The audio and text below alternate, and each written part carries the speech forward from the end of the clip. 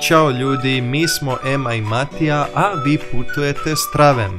Trenutno se nalazimo na našem prvom ikada Interrail putovanju. Obišli smo London, Pariz, Amsterdam, Berlin i trenutno je došao red na Prag. Uživaj. Ono je bilo, znaš, prije. Dobro jutro ljudi. Dobro jutro ljudi, nalazimo se trenutno u Pragu. I trenutno je koliko sati?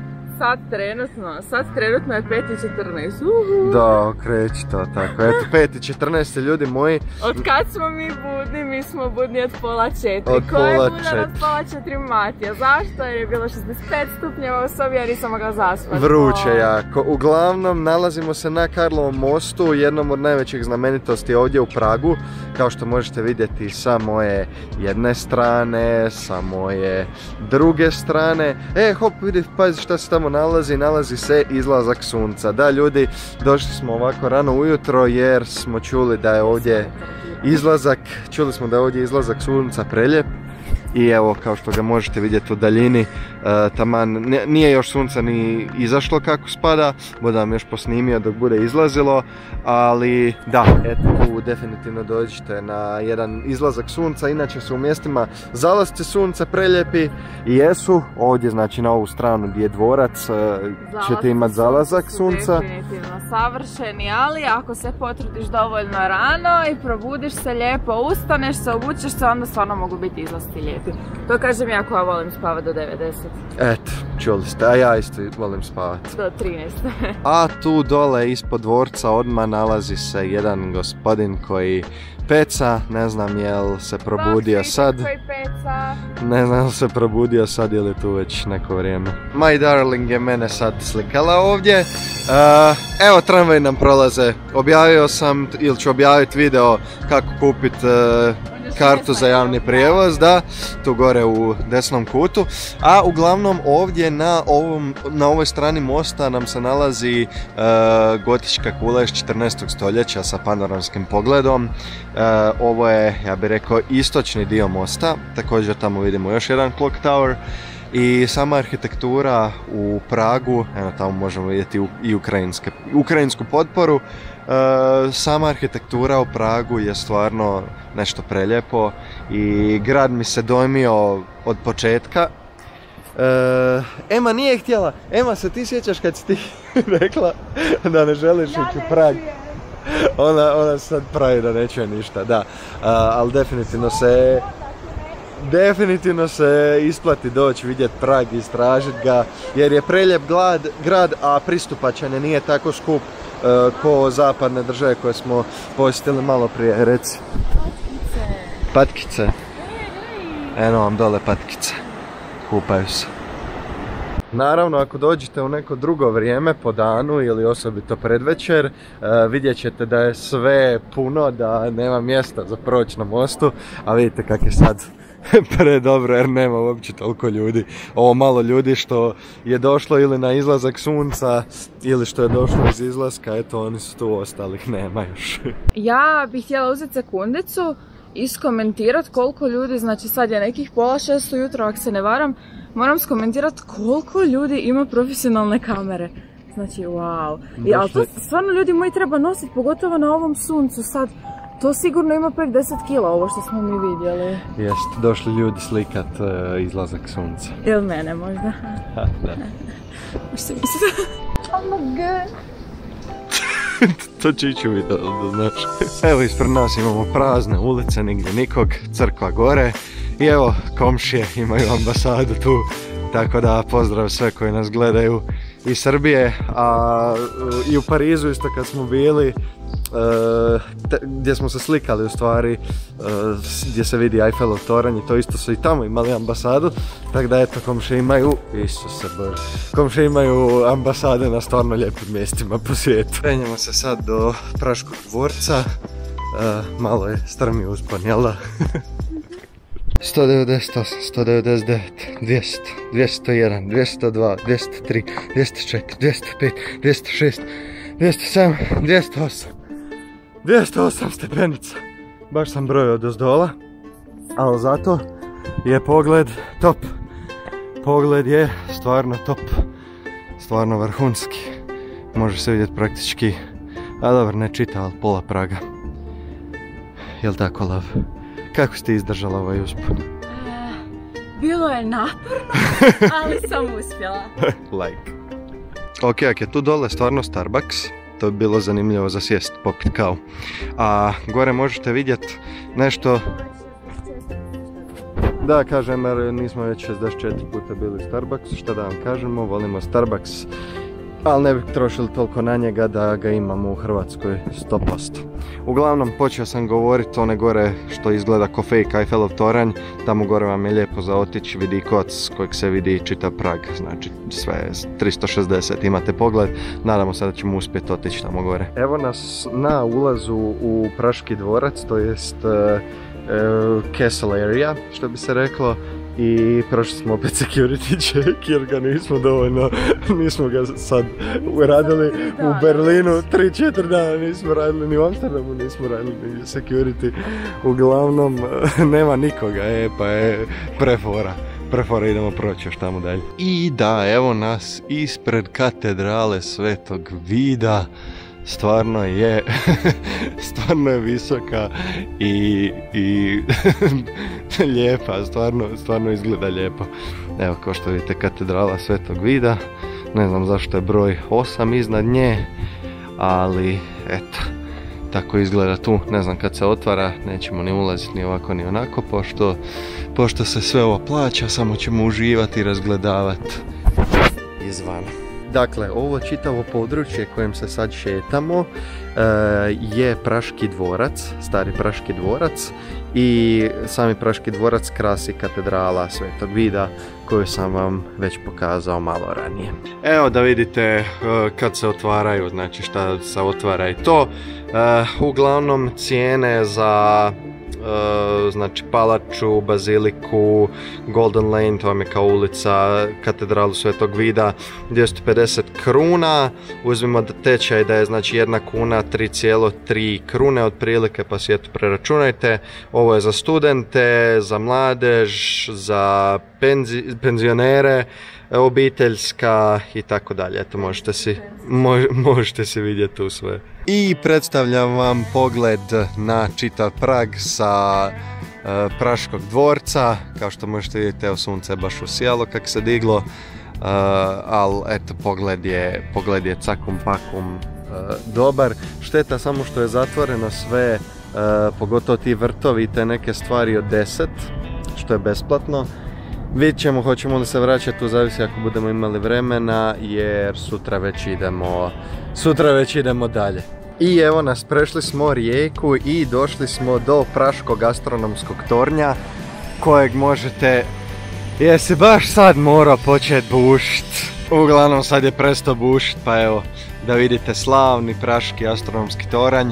Stvarno je lijepo izgleda. Evo ga opet buši. Aj čovječe. Dobro, uglavnom tu imamo još jednu crkvu. Prvo ćemo do trga pa ću vam pokazati s ove druge strane šta ima. Evo, došao sam tu do trga kao što sam obećao, da vidite malo i crkvu ili ti katedralu izbliza. Također tu imamo još jednu crkvu i evo kako astronomski toranj izgleda iz ovog kuta. I evo na šetanje malo dalje od starog Praškog trga, došli smo do barokne kule ovdje u Pragu i kao što vidite Prag je dosta nefotogeničan, mislim Prag je preljep i čitava arhitektura je preljepa, čitav grad je preljep, ali sve ovako neke uske, visoke građevine, ono, baš komplicirano za uslikat sa nekom normalnom kamerom, pogotovo s mobitelom. Tu se nalazi Namesti Republik, što po mojem češkom znači Trg Republike. Sad da li sam ja točan ili nisam, nemam pojma. Da, vidite ovako baš je zanimljivo arhitektura i svojim nekakvim različitim bojama. Ova tu je neka bež boja, ova tu je opet neka bež, ali više žučkasta, pa tamo imamo neku rozkastu, da, pa gore vrhove možemo vidjeti isto ono zanimljive boje, neke crvenkaste, stvarno sve nekako okićeno lijepim bojama ovdje u Pragu. Malo južnije od prijašnje lokacije imamo plešuću kuću. kao što vidite, možete pretpostaviti zašto je dobila svoje ime, jer je totalno nekako plešuća. Eto, to je jedan dio moderne arhitekture ovdje u Pragu, ali eto, zanimljivo za vidjeti kako izgleda i kako je sagrađeno. Evo, idemo naprijed za šta? Za Višegrad. A evo kako se približavamo Višegradu, iza mene možete vidjeti zidine tog starog grada. Ulazimo kroz glavna vrata i došli smo do još jednog vidikovca ovdje u Pragu. Možemo vidjeti, znači, drugu stranu preko rijeke. A s ove strane je još ljepša panorama, opet se tamo vidi Eiffelov toranj, onaj fake, tamo se vidi katedrala Svetog Vida i tu se vidi još puno različitih katedrali, tako da eto da vam snimim i ovo. I evo nas do Bazilike Svetog Petra i Pavla ovdje u Višegradu, a Višegrad je u stvari, znači, dvorac sa ostacima, znači, bazilike, zidova oko samog grada, skrivenim prolazima u samom Višegradu i evo preljepim vrtovima i dvorištima što imate, znači, u samom Višegradu. Lijepo za doći, za pogledat, za vidjet. Baš ne volim u ovim trenucima kad smo kraj nekih velikih, znači, građevina, znamenitosti, što nemam drona sa sobom, ali jednostavno ga nisam nosio na ovo putovanje jer ne mogu nigdje snimati. Znači, sve ovo u svim gradovima gdje jesmo, gdje ćemo biti, svugdje je zabranjeno snimanje, letenje i još onda dozvole su tu i tako dalje. Ali eto, šteta jer u stvari se ovo sve najljepše vidi iz zraka. Znači, ovdje nam je park, a sa ove strane imamo neki skriveni ili ti poluskriveni prolaz do jednog opet lijepog pogleda. Evo, tu imamo neku ružu vjetrova, neku kartu, željeznički most, da, ovaj most, onaj most, karikaturu. I ovdje opet još jedan vidikovac. Evo, ima ljudi u ovim kajacima, veslaju naporno. Da, ono, baš je fora, moram priznati.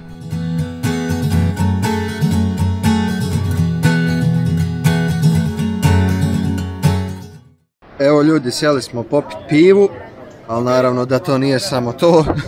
Sjeli smo pojest i malo meksičke kuhinje, jer mi meksičku kuhinju šta? Obožavamo. Tako je. Evo ljudi, uzeli smo uspinjaču i penjemo se gore do onog fake Eiffelovog tornja da vidimo pogled od ozgora. U usporedbi s našom zagrebačkom uspinjačom, ova uspinjača je vrh i prva stanica na uspinjači je u stvari neki fini restoran koji ima predivan pogled na grad. Fini restoran, da, vjerojatno i skupi. Tu se nalazi Petrin toranj, da, Petrin toranj. Tako se u stvari zove, nije fake Eiffelov toranj, ne bi ga tako nazvali. I imate park, znači ovdje svuda okolo gore. Tako da, evo, javimo vam se ako uspijemo se popet na Petrin toranj. Ok, evo me na vrhu tornja, boga mi sam se uspuhao. Znači, Petrin toranj, evo možete vidjeti preljepi zalazak sunca ispred nas, koji zidine ispred. Znači, ovdje gore kad se popnete skroz nalazi se panoramski pogled. Evo, tu je čak i prozor, pa mogu ovako malo i van proći. Tu ispred je neki stadion, vidim. I s ove strane imate, znači, pogled na sami Prag. Jako puno ljudi, kao što vidite. Ok, budem prošao ovdje negdje. Ovako, ovdje se vidi dvorac i mostovi, Karlov most tamo dole i sve praktički što smo obilazili danas. Stvarno je lijepo za doći. I da, baš sam se jako uspuhao. Znači, ulaznice su 150 kruna za odrasle, 100 kruna za studente, plus još duplo plaćate ako želite ići liftom, što mi nismo uzeli jer se duplo više plaća. Evo, još jednom da vam pokažem prelijepo pogled. Dole isto ima jedna etaža, dole možete vidjeti temu. Ona se nije htjela uspasti ovak gore, a stvarno je strmi uspon. Ali zato pogled i zalazak je stvarno ekstra. Najljepši pogled na Prag, to definitivno. Evo, sad sam se spustio do zgora. Pogled također jednako tako preljep kao i gore. Možda i ljepši. Možda i ljepše da zastanete ovako dok se budete penjali gore, pa lijepo imate za pogled sami za sebi. I ljudi, zadnja stvar što ćemo raditi u Pragu prije nego što odemo doma je malo beer tasting sessiona. Imamo ovako, znači 5 pivi smo izabrali i Ema će vam snimati kako isprobavam i onda ću vam ja reći prije nego što isprobam svaki koji je to, pa ću vam reći kakav je da vi znate. Inače, ovo ste vi birali, ove tu okuse, znači nalazimo se u Prague Beer Museumu i imamo, znači... Bubis, da. Uglavnom, Prague Beer Museum. Ovo sve košta neki 60 kuna. Znači idemo prvo Perman Special. Da probamo to. Ima miris ko Blanc, ako ste ikad Blanc pili. Ali jači od Blanca. Dosta jača piva. Ok, idemo Lucky Bastard. Idući. Taj sam ja izabrala, osim još mislim da 2 ljudi. Lucky Bastard. Gorči malo okus, ali da gorko, ali isto je jači. Onda idemo Antos, to jest Antoš Strong Ale. Ok, ovo ako je stvarno Antoš i ako je stvarno Strong Ale nije tako jak, znači ovi tu su, ova dva prva što sam probao jači. Onda imamo Bacalar Honey. Možda taj smrdi po ribi. Honey je neopravdano u nazivu jer nema uopće okus ko po medu.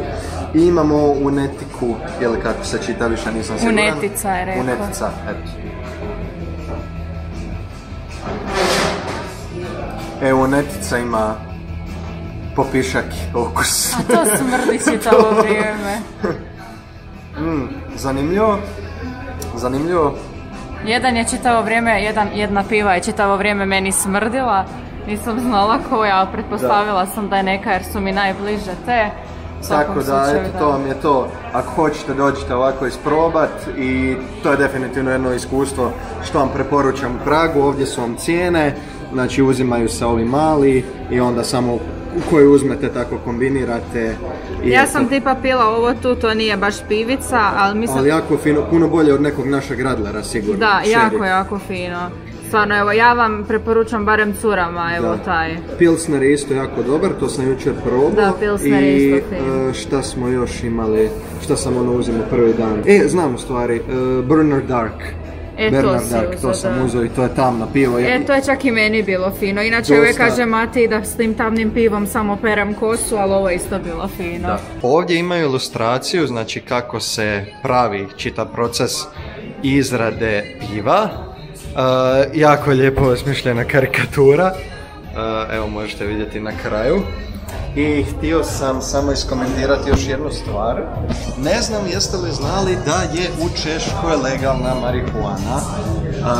Ali, na primjer, pošto smo mi bili u Amsterdamu sad prije koji dan, nije ni blizu onome što je u Amsterdamu. Znači u Amsterdamu se stalno osjeti, stalno možete vidjeti, baš je kultura jaka što se toga tiče. Ako se osjete cigare smrtljive. Da, znači tu nije, u Češkoj nije takva stvar, u Pragu nije takva stvar, ali eto, totalno vidim zašto je Prag destinacija za maturante, jer piva je jeftina, pogotovo u nekim normalnim kafićima izvan centra, također u trgovinama je jeftina, eto imate i kanabis za isprobat, tako da eto, vidim zašto puno maturanata ide u Prag na maturalicu. Ljudi, za kraj smo uzeli ove, Ema, kak se zove? Ema uživa, kak se zove? Tendeki ili trendeki? Da, uglavnom, znači evo kapami, ti neki fišeci sa sladoledom, evo ja sam uzeo štrudulu od jabuke, Ema je uzela, znači sladoledom je punjeno i onda još neki okus. Kakav je? Odličan je. To ću sigurno objaviti na videu sad. Ja sam provjerila kako se ovo zvalo i zvalo se Trdelnik, tako da ne bude zabune, pošto sam se osramotila na prošlom videu. Da, malo sam previše pričao i prebrzo, to sam sad skužio jer sam pogledao video, jer nam je kapalo sve i nije bilo okej. Bili smo malo živčani. Da, tako da. Pazite sad ovo, da vam pokažem sad samo video. Imate tu besplatno za skupljat kakicu od vašeg cukice. Jedva smo čekali to provat, makar je skupo ko đavo. Platili smo ta 2 sladoleda 100 kuna, da li se isplati za 100 kuna, to jest? Možda. Ako uzmete recimo 2 pa si uzmete jedan sladoled, mislim da je to onda okej. Da Mi smo probate. bili malo pohlepni oko toga. Uglavnom smo vam malo na brzinu snimili, pa smo sad samo htjeli reći da je sad bilo jako fino, ali da se baš ne isplati davati 50 kuna za jedan taj sladač. Tako je. Ništa ljudi, to je to. Imate jedan veliki pozdrav iz Praga, a iduća destinacija nam je... Venice Beach. Venecija. Ne Venice Beach, California, nego Venecija u Italiji. Idemo napraviti čitav road trip Italije, tako da stay tuned i vidimo se u Italiji. Evo, stiže nam vlak. Evo ljudi, ja i Ema sjeli, to legli. Moram biti tiho. Ljudi, dobro jutro, evo stigli smo u Veneciju. Kako ti je bilo putovanje noćnim vlakom? Moji čuveni Rialto most, Ponte de Rialto. Nema nigdje nikog.